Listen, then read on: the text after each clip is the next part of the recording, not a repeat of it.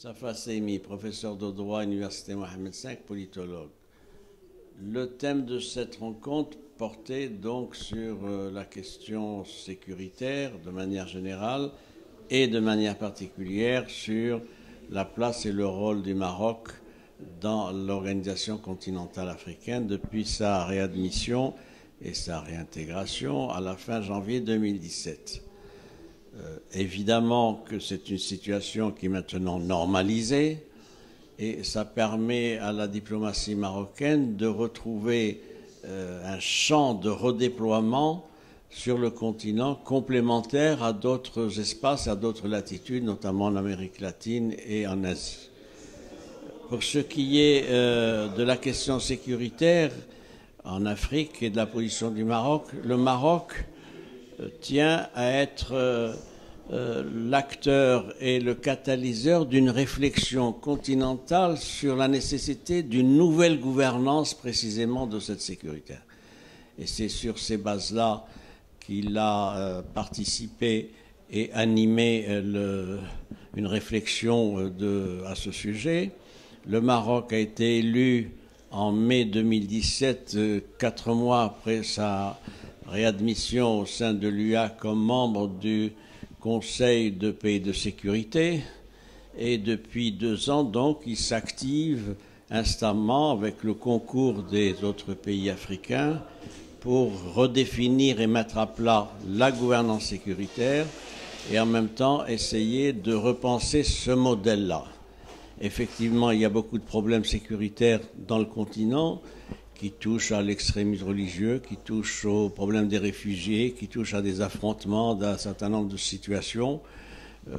qui sont connues. Et sur ce plan-là, le Maroc, me semble-t-il, a une boîte à outils, il a une expérience, une capitalisation, et il tient donc à ce qu'à partir de ces acquis-là, il puisse y avoir une nouvelle politique sécuritaire, et en particulier, je l'ai dit, de gouvernance sécuritaire.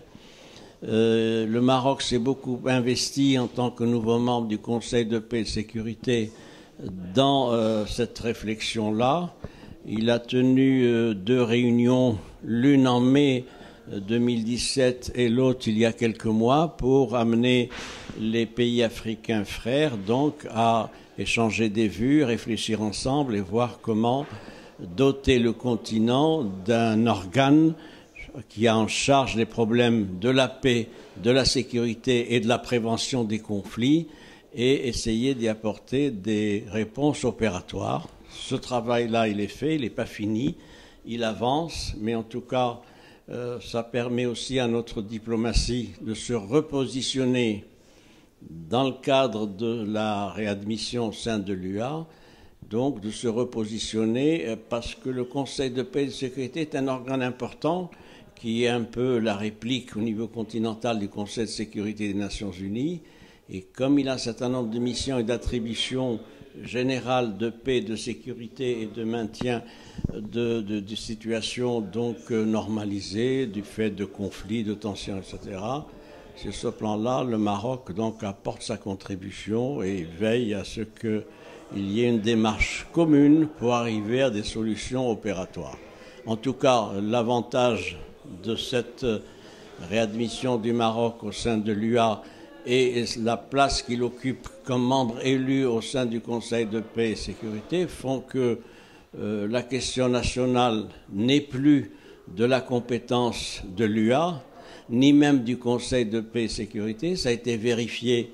par les résolutions, les recommandations du dernier sommet de l'UA, non seulement à Nouakchott, mais également à Niamey, il y a 2 mois. Et sur ce plan-là, donc, il y a maintenant une totale étanchéité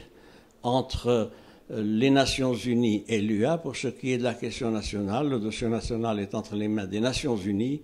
et c'est de la responsabilité des Nations Unies et ça va enfin libérer le continent de faux problèmes, de conflits artificiels qui étaient nourris, on le sait, par le pays voisin qui se servait du Conseil de paix et de sécurité pour instrumentaliser à des fins politiques et diplomatiques la question artificielle